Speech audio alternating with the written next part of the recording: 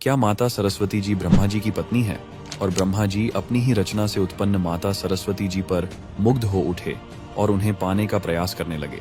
ये प्रश्न हमेशा हिंदू दर्शनों पर पूछे जाने वाले सभी प्रश्नों में सबसे वाद विवाद वाला सिद्ध होता आया है और कुछ कम समझ लोग इन्हें सत्य भी मान बैठते हैं और अपने पवित्र हिंदू धर्म से संबंधित हिंदू दर्शनों को कोसने लगते हैं एवं अन्य धर्म के लोगों द्वारा तथा अपने ही धर्म के लोगों द्वारा भी। जब ये प्रश्न आपके सामने उठाए जाते हैं लेकिन आपके पास सही उत्तर एवं पुण्य ज्ञान न होने की वजह से आपका उस स्थिति में शर्मसार होना स्वाभाविक है। लेकिन क्या सत्य है और क्या नहीं, आइए जानते हैं। सर्वप्रथम यह जानने का प्रयास करते हैं कि ब्रह्मा जी के 10 प्रजापतियों की उत्पत्ति कैसे हुई, अर्थात 10 प्रजापतियों की उत्पत्ति ब्रह्मा जी द्वारा कैसे की गई। इसी के चलते हमें श्रीमद् भागवत पुराण के 3 स्कंध के 12वें अध्याय में सृष्टि का विस्तार में हमें लिखित रूप में यह प्रमाण मिलता है कि ब्रह्मा जी ने अपने मन से 10 पुत्रों की उत्पत्ति की जिन्हें मानसपुत्र कहा जाता है। भागवत पुराण के अनुसार ये मानसपुत्र अत्रि, अंग्रिस, पुलस्त्य, मरीचि, पुल्लह, क्रतु, भृगु, वशिष्ठ, दक्ष और नारद हैं।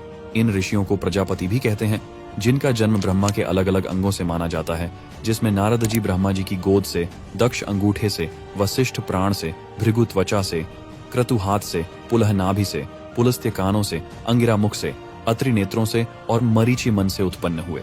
इस तरह यह सारा जगत कर्ता ब्रह्मा जी के शरीर और मन से उत्पन्न माना जाता है एवं इसी प्रकार ब्रह्मा जी के मुख से वाणी की अधिष्ठात्री देवी सरस्वती उत्पन्न हुई। अब बात ये आती है कि ब्रह्मा जी अपनी ही रचना सरस्वती पर काम मोहित हो गए एवं उनसे विवाह किया। क्या यही पूरा सत्य है? नहीं, ये केवल उतनी ही बात है जितनी लोगों को मालूम है या आधा अधूरा ज्ञान है, जिसकी चपेट से बचने के लिए हमें कथा को पूरा समझना जरूरी है। कथा में आगे इसी बात का पूर्ण समावेश कुछ इस प्रकार है। जब ब्रह्मा जी माता सरस्वती जी पर मुग्ध हुए तब ब्रह्मा जी को ऐसा अधर्ममय संकल्प करते देख उनके पुत्र मरीचि आदि ऋषियों ने उन्हें विश्वास पूर्वक समझाया, हे पिताजी, आप समर्थ हैं, फिर भी अपने मन में उत्पन्न हुए काम के वेग को न रोककर पुत्री गमन जैसा दुस्तर पाप करने का संकल्प कर रहे हैं। ऐसा तो आपसे पूर्ववर्ती किसी भी ब्रह्मा ने नहीं किया और न आगे ही कोई करेगा।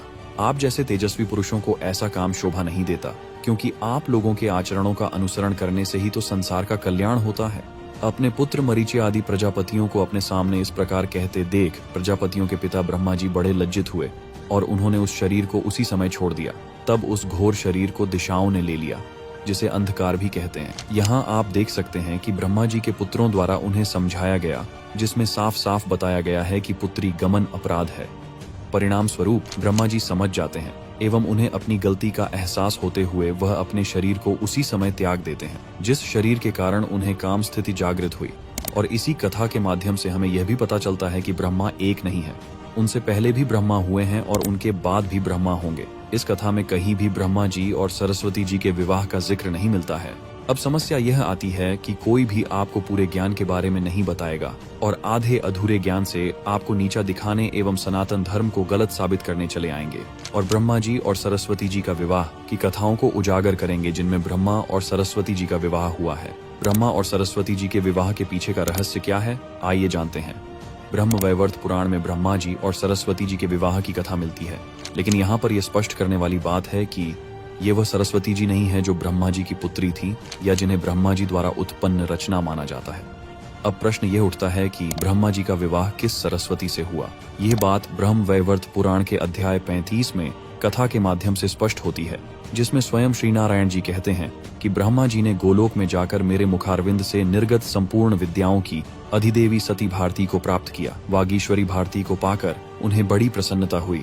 उन त्रिभुवन मोहिनी देवी को प्राप्त करके मुझे प्रणाम करने के अनंतर ब्रह्मा जी लौट आए। कहने का तात्पर्य यह है कि माता सरस्वती का एक नाम भारती भी है, अर्थात यही भारती देवी भगवान विष्णु जी के मुखारविंद से उत्पन्न हुई जिन्हें ब्रह्मा जी ने प्राप्त किया। इस प्रकार हम यह अंतर देख सकते हैं कि माता सरस्वती जो ब्रह्मा जी की पुत्री है वह अलग है और माता भारती देवी जो भगवान विष्णु जी के मुखारविंद से उत्पन्न हुई वह अलग है। अब आप लोगों में से बहुत से लोगों का मत ये हो सकता है कि क्या माता भारती देवी ये वही सरस्वती जी है जिन्हें ब्रह्मा जी के साथ पूजा जाता है, एवं बहुत से लोग इस बात को अस्वीकार कर सकते हैं।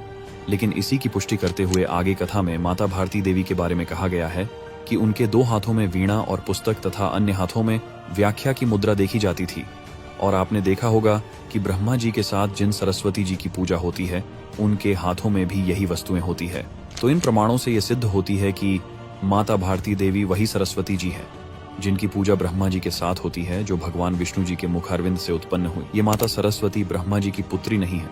दोनों माता सरस्वती अलग अलग हैं। जिन माता सरस्वती का विवाह ब्रह्मा जी से हुआ है, वह भगवान विष्णु जी से उत्पन्न हुई है, ना कि ब्रह्मा जी से। सनातन धर्म के विरोधी आपको पदभ्रष्ट करने का प्रयास करते रहेंगे। आपको अपने ही धर्म से संबंधित कुछ ऐसी ही बातों का स्मरण कराते रहेंगे जिसके संबंध में आपको पूरी जानकारी न होने की वजह से आप शर्मसार हो जाओ। तो केवल ऐसे लोगों की मानसिकता से दूर रहे और अपने धर्म पर संदेह न करें। वीडियो को जरूर शेयर कीजिए और याद रखिए, सनातन ही सत्य है।